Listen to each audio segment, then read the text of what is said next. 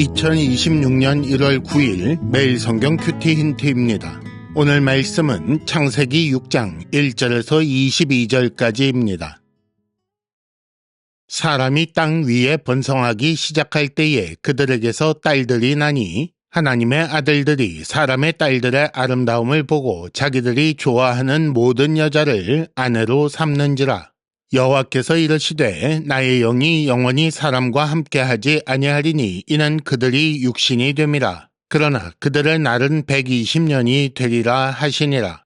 당시의 땅에는 네피림이 있었고 그 후에도 하나님의 아들들이 사람의 딸들에게로 들어와 자식을 낳았으니 그들은 용사라 고대의 명성이 있는 사람들이었더라.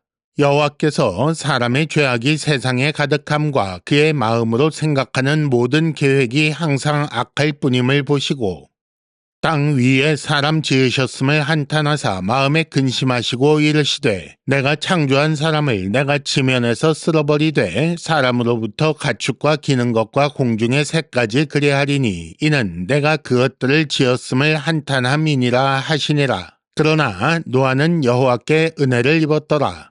이것이 노아의 족본이라. 노아는 의인이요 당대의 완전한 자라. 그는 하나님과 동행하였으며 세 아들을 낳았으니 셈과 함과 야벳이라. 그때에 온 땅이 하나님 앞에 부패하여 포악함이 땅에 가득한지라. 하나님이 보신즉 땅이 부패하였으니 이는 땅에서 모든 혈육 있는 자의 행위가 부패함이었더라. 하나님이 노아에게 이르시되 모든 혈육 있는 자의 포악함이 땅에 가득함으로 그 끝날이 내 앞에 이르렀으니 내가 그들을 땅과 함께 멸하리라. 너는 고페르 나무로 너를 위하여 방주를 만들되 그 안에 칸들을 막고 역청을 그 안팎에 칠하라. 네가 만들 방주는 이러하니 그 길이는 300규빗, 너비는 50규빗, 높이는 30규빗이라. 거기에 창을 내되 위에서부터 한 규빗에 내고 그 문은 옆으로 내고 상중하 3층으로 할지니라. 내가 홍수를 땅에 일으켜 무릇 생명의 기운이 있는 모든 육체를 천하에서 멸절하리니 땅에 있는 것들이 다 죽으리라. 그러나 너와는 내가 내 언약을 세우리니 너는 네 아들들과 네 아내와 네 며느리들과 함께 그 방주로 들어가고 혈육 있는 모든 생물을 너는 각기 암수 한 쌍씩 방주로 이끌어들여 너와 함께 생명을 보존하게 하되 새가 그 종류대로 가축이 그 종류대로 땅에 기는 모든 것이 그 종류대로 각기 둘씩 내게로 나아오리니 그 생명을 보존하게 하라. 너는 먹을 모든 양식을 네게로 가져다가 저축하라. 이것이 너와 그들의 먹을 것이 되리라. 노아가 그와 같이 하여 하나님이 자기에게 명하신 대로 다 준행하였더라. 아멘. 오늘은 먼저 본문 이해를 위한 도움 말씀을 드린 후에 큐티 힌트 2가지를 말씀드리겠습니다. 첫 번째는 죄악이 가득하게 된 세상이라는 주제이고 두 번째는 여호와께 은혜를 입은 노아라는 주제입니다.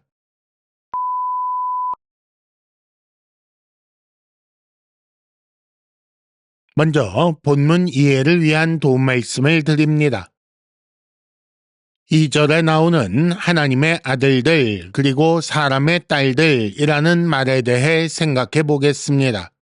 하나님의 아들들이라는 말에 대해 천사라거나 왕족이라는 등의 해석이 있지만 그러나 예수님의 말씀에 천사는 결혼하지 않는다고 하셨으니 이런 해석보다는 경건한 자손과 타락한 자손의 통혼이라고 보아야 하겠습니다. 앞서 창세기 4장에서는 가인의 자손, 즉 타락한 자손을 다루고 있었고 이어지는 5장에서는 셋 자손, 즉 경건한 자손을 다루고 있었습니다. 이렇게 한동안 경건한 자손과 타락한 자손이 서로 섞이지 않았는데 하지만 시간이 흘러 경건한 자손과 타락한 자손이 서로 통혼하게 되었고 이것이 죄악이 세상에 가득하게 되는 계기가 되었음을 말씀하는 것입니다. 다음으로 네피림이라는 존재에 대해 생각해 보겠습니다. 하나님의 아들들과 사람의 딸들의 통혼에 대한 기록 사이에 땅에는 네피림이 있었다라는 기록이 있습니다. 그래서 하나님의 아들들을 천사라고 해석하여 천사와 인간의 결혼으로 말미암아 이 특별한 거인족이 탄생했다고 오해하기도 합니다. 하지만 하나님의 아들들과 사람의 딸들의 통혼 기록과 네피림에 대한 언급은 서로 관련이 없습니다. 하나님의 아들들과 사람의 딸들이 결혼하여 네피림을 낳았다라는 말이 없다는 것을 잘 보시기 바랍니다. 네피림이라는 말은 떨어지다 혹은 넘어지다 라는 등의 의미를 가진 나팔이라는 동사에서 유래된 것이며, 떨어진 자들 혹은 넘어진 자들, 타락한 자들, 조금 다르게 보아 떨어뜨리는 자들, 타락하게 하는 자들이라는 뜻이 될 수 있으며, 죄악이 세상에 가득하게 되는 원인을 제공한 자들이라는 의미가 되겠습니다. 큐티 힌트 첫 번째는 죄악이 가득하게 된 세상이라는 주제로 말씀드리겠습니다. 홍수 이전 세상은 어느 정도로 악했을까요? 이에 대해 5절 말씀을 살펴볼 필요가 있습니다.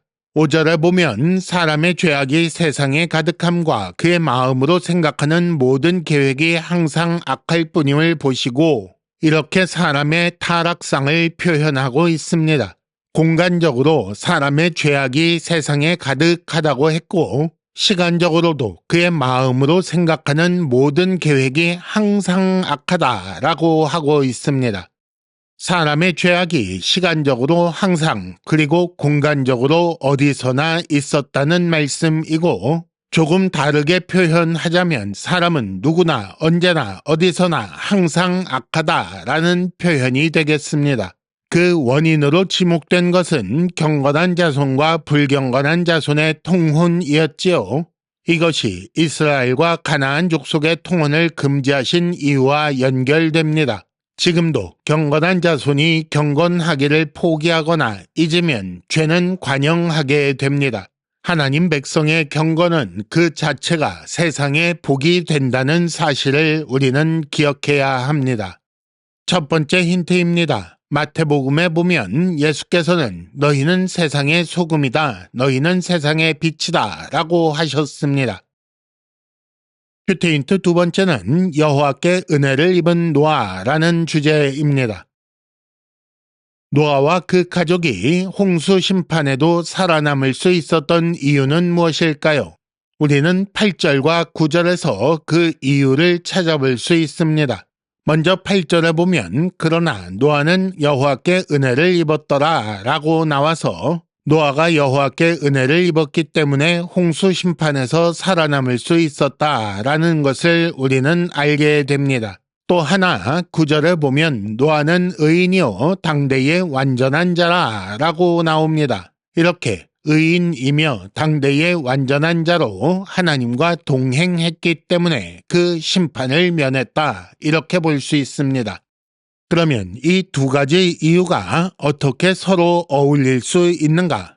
사람의 죄악이 가득하며 모든 계획이 항상 악한 때에, 땅이 부패하여 모든 혈육 있는 자의 행위가 부패한 그때에 오직 노아만 전혀 그렇지 않고 완전 무결했다고 볼 수는 어렵지 않겠습니까?